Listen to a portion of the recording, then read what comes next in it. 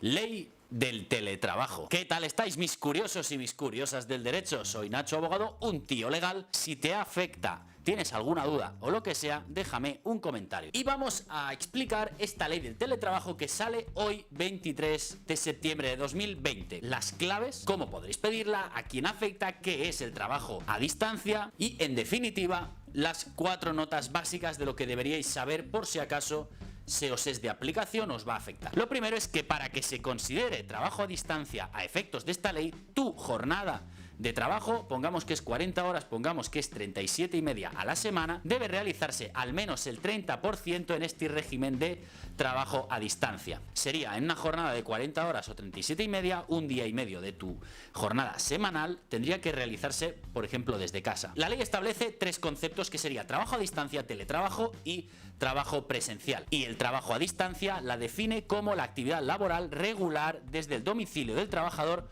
o el lugar elegido. El teletrabajo es aquel trabajo a distancia realizado exclusivamente o de manera mayoritaria por medios y sistemas informáticos, y el trabajo presencial es el trabajo de toda la vida en el centro de trabajo de la empresa. El principio básico de esta ley muy claro: tienes los mismos derechos que cualquier trabajador que trabaje en la sede de la empresa, que esté físicamente allí. Y esta igualdad se refiere a igualdad de trato, igualdad de oportunidades, de ascensos, salariales, es decir, cualquier tipo de complemento salarial, de plus, por ejemplo, por beneficios, por rendimiento, se te tiene que afectar igualmente aunque no estés trabajando físicamente en la sede de la empresa, aunque estés en tu casa. Y vamos con el trabajo a distancia y cómo lo regula. Lo más importante y la regla básica es que es de mutuo acuerdo. Y esto quiere decir que las dos partes tienen que estar conformes. Si una de ellas no lo está, no se puede aplicar. Por lo tanto, la voluntariedad será requisito básico y requiere un acuerdo firmado por ambas partes en la que como mínimo se establezca y regule lo siguiente. Y lo voy a leer. El inventario, los medios, equipos, herramientas que exige el desarrollo del trabajo a distancia, los consumibles, elementos muebles, así como la vida útil o el periodo máximo que se puedan utilizar estos enseres. Por ejemplo, un ordenador que tenga una vida útil de 3 años, una impresora, una cámara, una videocámara, etcétera. Es decir, más o menos se tiene que establecer. Obviamente aquí podemos entrar en una controversia brutal. La enumeración de los gastos que pudiera tener la persona trabajadora por el hecho de prestar servicios a distancia, como la forma y cuantificación de la compensación que obligatoriamente debe abonar la empresa y momento informa para realizar la misma, que se corresponderá de existir con la previsión recogida en el convenio de acuerdo colectivo. Aquí hay que decir que los convenios colectivos deberán empezar a regular el tema del trabajo a distancia como algo ya obligatorio, así que probablemente se va a regular de forma de convenio, pero mientras tendremos que ir a los acuerdos particulares, acuerdos entre trabajador-empresa, entre representantes de los trabajadores y la empresa. El siguiente apartado es el horario de trabajo, que se tiene que fijar el horario de la persona trabajadora y las reglas de disponibilidad. Como más adelante veremos, se pueden establecer unas horas en las que el trabajador tiene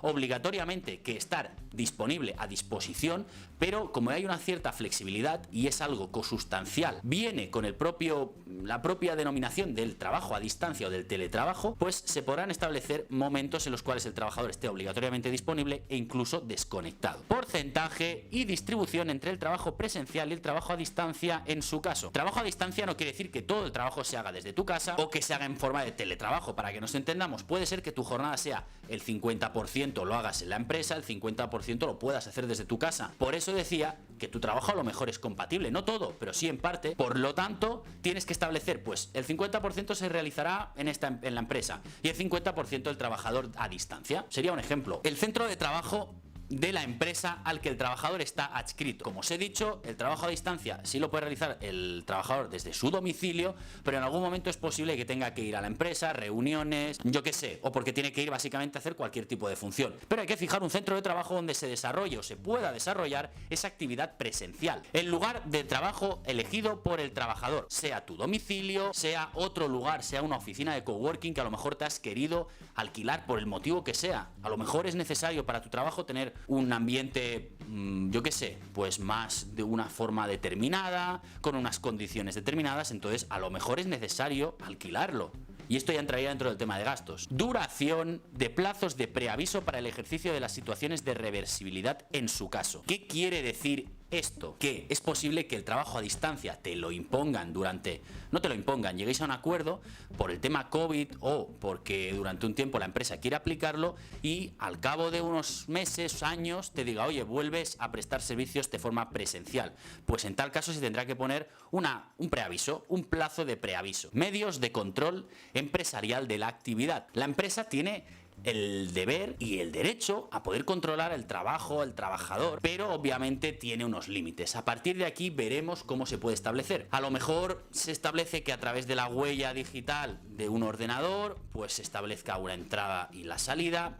La forma de control del trabajo, esto es una incógnita, es lo que más problemas va a dar, seguro. Luego establece una serie de requisitos como procedimientos para seguir en caso de producirse dificultades técnicas que impidan que puedas trabajar desde casa, o las instrucciones dictadas por la empresa con la participación de los representantes de los trabajadores en materia de protección de datos aplicables al trabajo a distancia. El primero quiere decir que si se te estropea el ordenador, de alguna forma tendrás que trabajar, así que a lo mejor se establece que de forma obligatoria, si se te estropea o no puedes prestar servicios, tienes que ir presencialmente, etc. Y los últimos requisitos serían las instrucciones sobre seguridad de la información específicamente aplicables al trabajo a distancia. Estamos ante trabajo que se realiza de forma telemática, con internet. Sabemos que hay vulnerabilidad de ataques, hackers, de personas que pueden tener un interés en ese trabajo. Seguramente habrá muchísimos sectores que son sensibles a que pues alguien pueda sustraer información, que la robe, y esa información es de vital valor. Pues a lo mejor estamos hablando de secretos de empresa, a lo mejor estamos hablando de desarrollo de programas informáticos, no lo sé, información que puede tener muchísimo valor en esos sectores. Y por último, la duración del acuerdo de trabajo a distancia. Es posible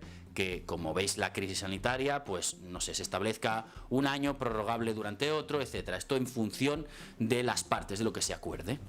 Ahora vamos con otros principios básicos. El coste del teletrabajo. La regla que establece esta ley es que para el trabajador no puede suponer ningún coste adicional el trabajar desde casa. Por eso te obliga a que la empresa tiene que sufragar o compensar todos los gastos relacionados con los equipos, herramientas, medios vinculados al desarrollo del trabajo, y esto irá en función del inventario, lo que te den. Y de momento los convenios colectivos creo que no van a estar al día, por lo tanto vamos a ir a acuerdos solo que la representación de los trabajadores de una empresa o de un sector establezcan. Sin embargo, se establece que es el convenio, el sitio donde se tendrá que reflejar cómo se van a asumir estos gastos, etcétera, etcétera. Entonces, ¿qué quiere decir esto? Que si tú tienes un ordenador, que si tú tienes una impresora, ellos tienen que sufragar estos gastos. Si tiene un coste a nivel de electricidad, por ejemplo, seguro que se va a determinar la forma en que se pagará y la cuantía, además de teléfonos móviles, además de todos los aparatos electrónicos que puedan ser utilizados. Respecto a circunstancias excepcionales, que son todas aquellas empresas que obligatoriamente han tenido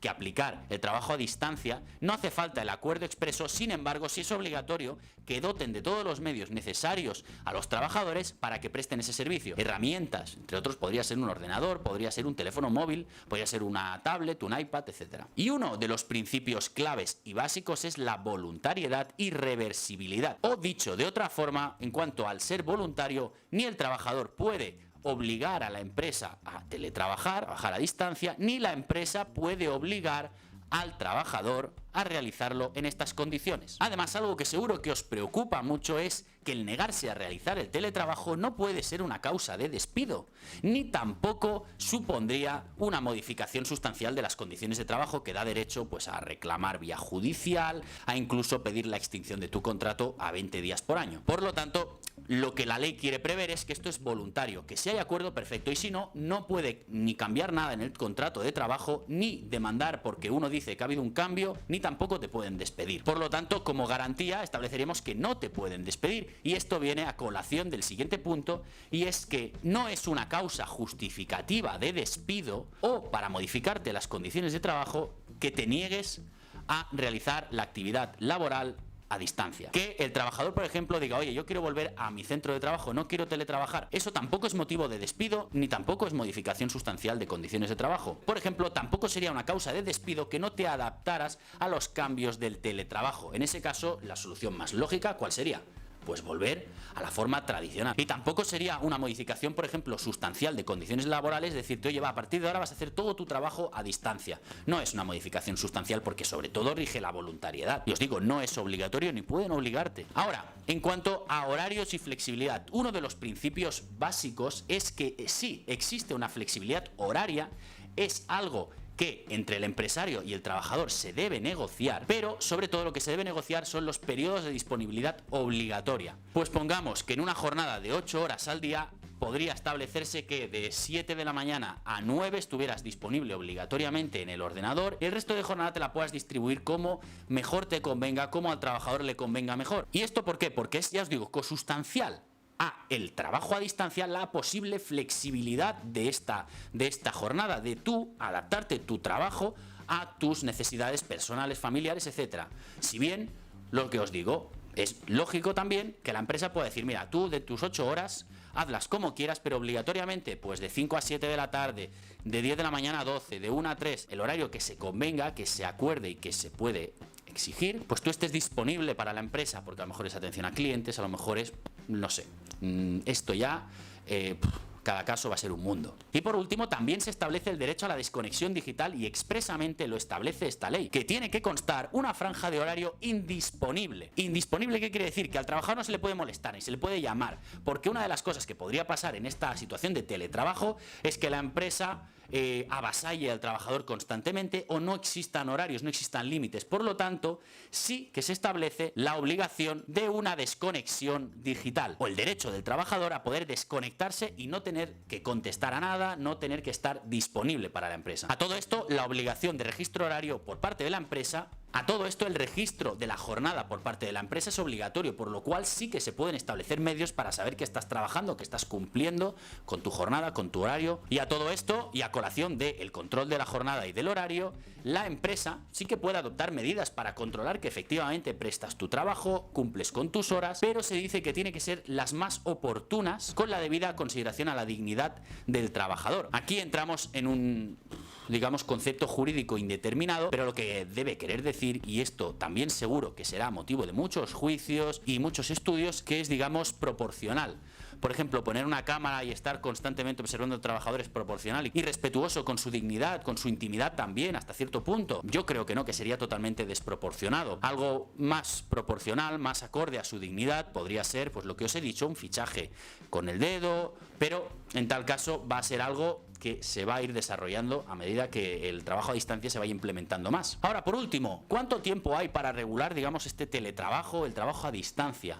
3 meses desde que esta ley entre en vigor, que será dentro de los 20 días hábiles siguientes a su publicación, es decir, a partir del 23 de septiembre van a haber 20 días hábiles, que será un mes a efectos prácticos, así que a partir de finales de octubre, ya para noviembre, aplicación y entrada en vigor. Y por último, todas las controversias judiciales sobre el teletrabajo, sobre la reversión, es decir, volver a tu puesto de trabajo físico, sobre modificación de condiciones de este trabajo o incluso habla de acceso al teletrabajo, lo cual me llama la atención porque no se puede reclamar el acceso, tienen un procedimiento nuevo, se crea un procedimiento dentro de la ley reguladora jurisdicción social, que es la ley del procedimiento, la ley procesal laboral, para reclamar esto que es básicamente demanda directa, 5 días juicio y 3 días sentencia. Ahora, la práctica va a ser otra, seguro, porque como no hay medios, pues bueno, lo que yo siempre digo, la ley dice 5, pero será un mes o 2. Y hasta aquí el vídeo de hoy. Habéis visto las claves del teletrabajo, cómo se pide, qué teóricamente como mínimo tiene que tener.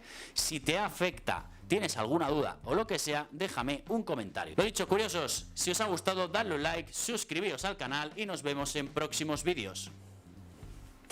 O con tus objetivos.